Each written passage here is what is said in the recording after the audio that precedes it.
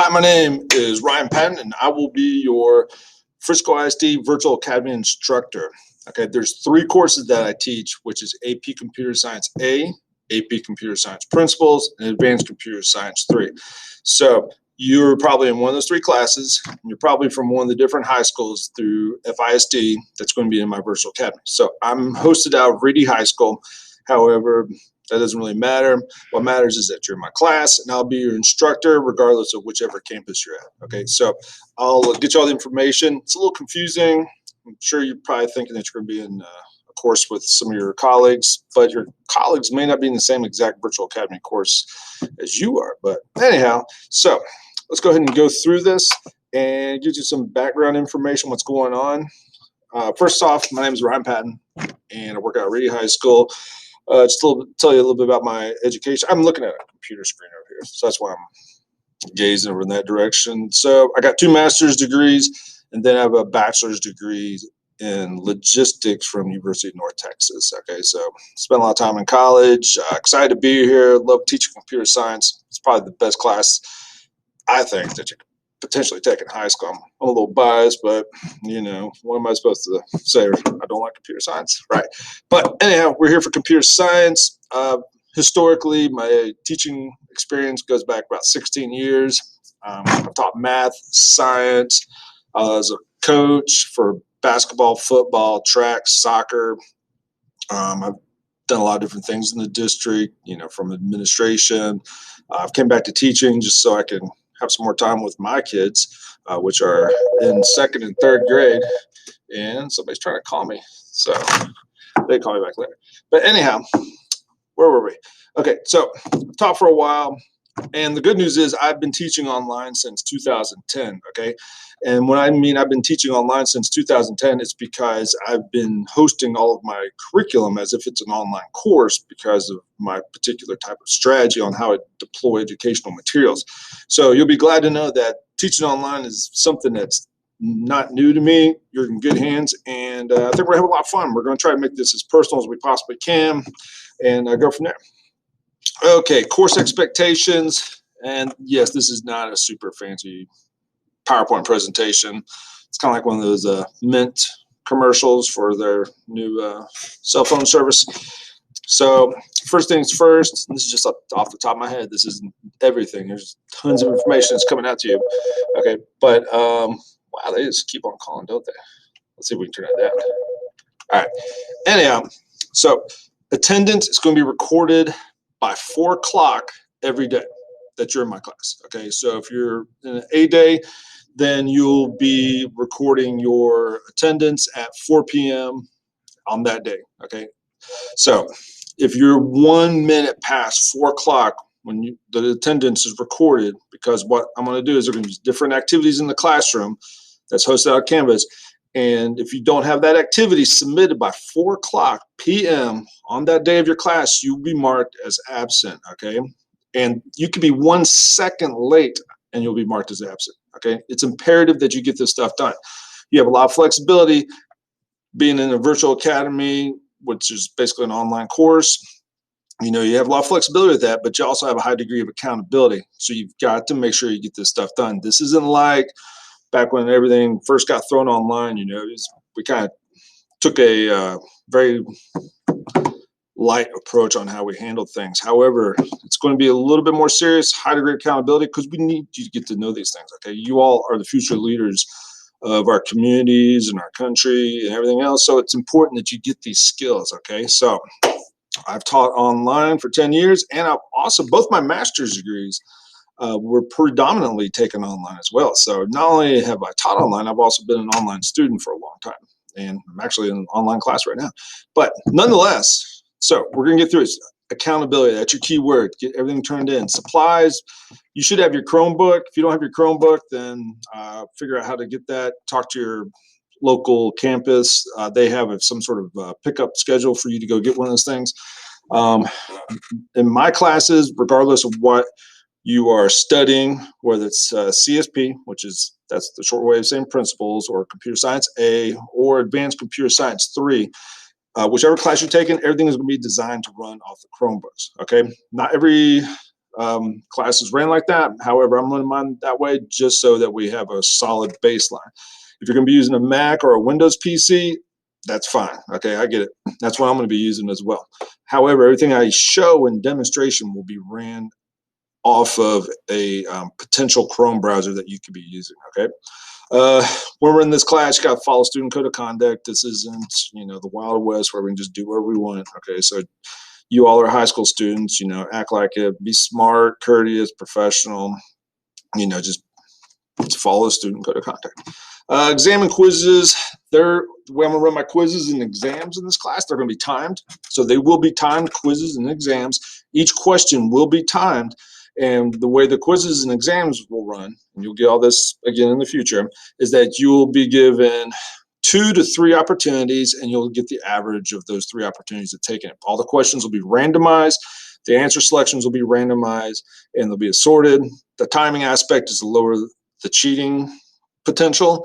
Okay, so like I said, I've taught online for a while. I know how this works, and that's a good way to circumvent this stuff. Okay, part of that timing is also to make sure you study this so you learn this material. Okay, because when you go in for job interviews for programming, you don't just hand them your resume and they look at it and say, "Oh, wow, look at your resume. It's so beautiful, nice.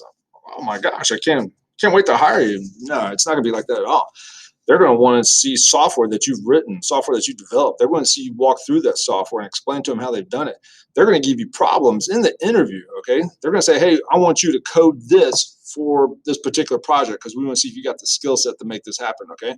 It's not kind of interview where you can go in there and just talk your way around things. This will be a performance interview where you got to show them what you can do and show them what you have done. Okay, and I would prepare for that kind of interview no matter what field you go into. It's very important you have those skills. So that's one reason I want to make sure you memorize this stuff, because that's the baseline. If you memorize it, then you'll be able to use it at a higher degree and be very creative with it. Late submissions, I will be deducting points for late submissions. In the past, they usually haven't. However, I'm making a stance that if you turn in assignments late, you will lose points. How many points there be deducted, I haven't determined yet. It's not going to be something harsh, but there will be points deducted. Okay, I'll try to make it as fair as possible, and that's just how online works. Okay, part of the reason I'm deducting points is because I want your work submitted on time. Okay, if you go to your job, you've got to get everything done on time. If you don't have it done on time, what do you think is going to happen? You think they're going to give you a little gold sticker on your chart and give you a candy cane until you go on your way? No, they're going to, there's going to be consequences. Okay, life has consequences. Turning in proposals for, whenever you're submitting for work or deadlines, because there's going to be companies that request, proposals for you to bid on contracts. If you don't have those in on time, you will lose out on opportunities. So it's important you get this skill set of being timely down now. Everything's going to be in Canvas. Okay, everything. If I give you anything, it'll be linked through Canvas. That doesn't mean everything's going to just run out of Canvas. There's going to be times where we go to other websites, and it just depends on which class we're dealing with. And I'll talk to you individually in your classes to show you what kind of software we're going to use. But Canvas is where it's at. Communication. I've already touched on this a little bit. Positive, constructive, and professional. Okay. Just be smart on what you say, okay? Once you hit that send button, submit button, or whatever it is the button says, and once it's out there, you don't get it back, okay? That stuff is stored on servers that's way beyond your control, and you'll never, ever be able to retract that statement or post ever again, okay? So be smart about what you put out there. Conversing channels, that's my way of saying how we're going to communicate with each other. Right now, we're going to predominantly communicate through email and Zoom, okay? That means you all will send me emails, and we'll get into the details of that here in a minute.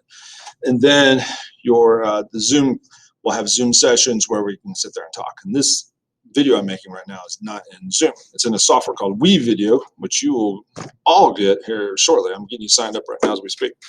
Well, I'm not signing up. Somebody else is signing up. Somebody much smarter and better looking than myself. So administrative channels. What does that mean? It means like, how am I going to get information out to you on what we got going on? Canvas announcements. Not sure if you've used those in the past. We'll be utilizing those quite a bit. So there's an announcement section in Canvas, and you'll be clicking on that link to get information. In those announcements, I'm usually going to post a video in there. Okay, I'm not going to type up 2 or 3 pages worth of information. Instead, I'm going to turn on my fancy little camera here, crank up WeVideo, and make a video and tell you all about the wonderful things you're going to learn or do or haven't done, or what we need to get done, or what mistakes I've made and forgot to give you, and you couldn't complete your labs on time because I made a clerical error because I didn't get you the right files, which will happen. Okay, so gotta watch the videos. Okay, I'll try and make them short. Sometimes they go on, like this one's going on. I don't know how long we've been recording. Okay, communication convention via email. The naming convention for your email. I'm going to hammer this very, very hard and over and over and over and over again because it's critical. I have 200 something students in this virtual academy.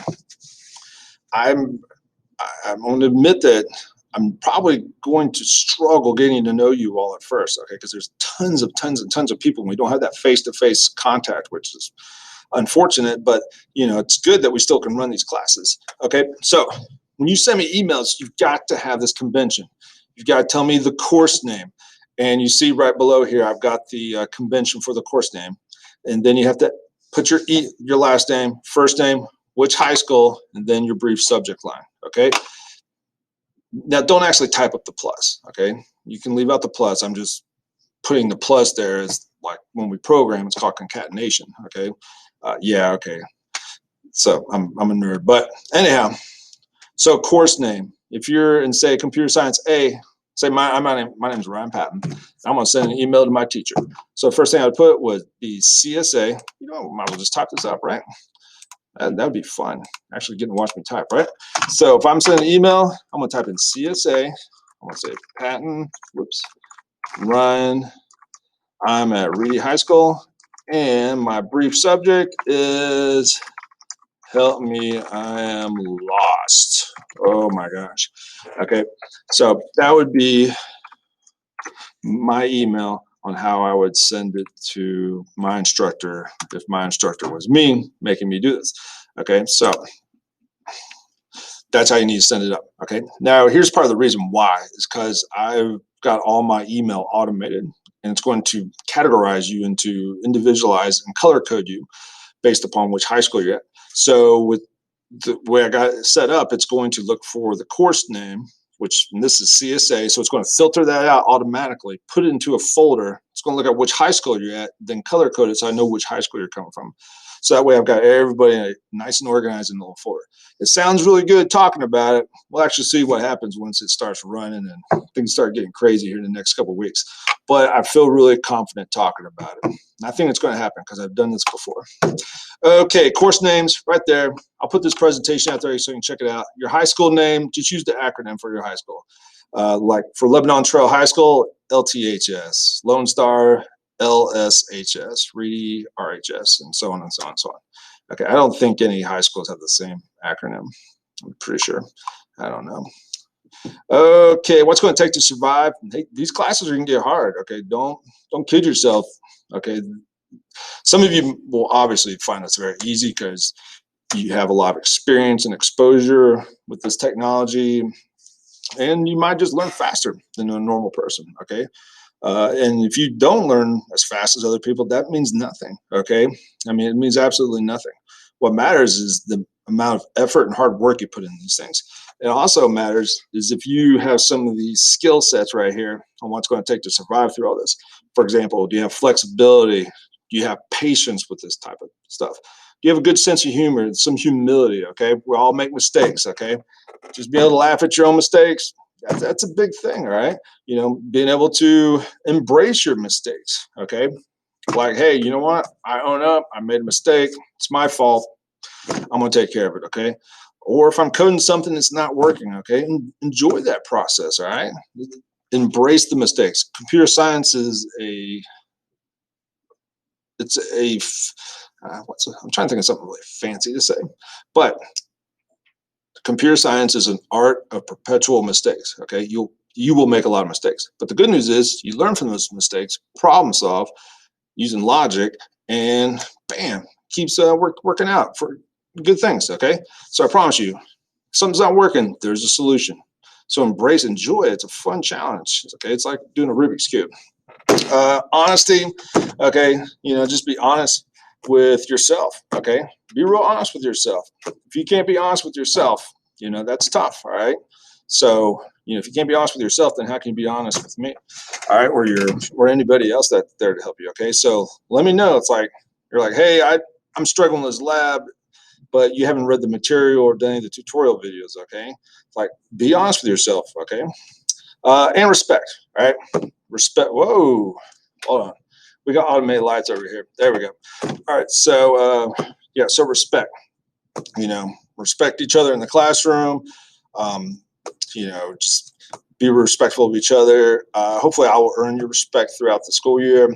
I'm not going to command you to give me respect because respect is something that you earn. However, as the instructor and the facilitator, I will say that you all have to respect each other when the class.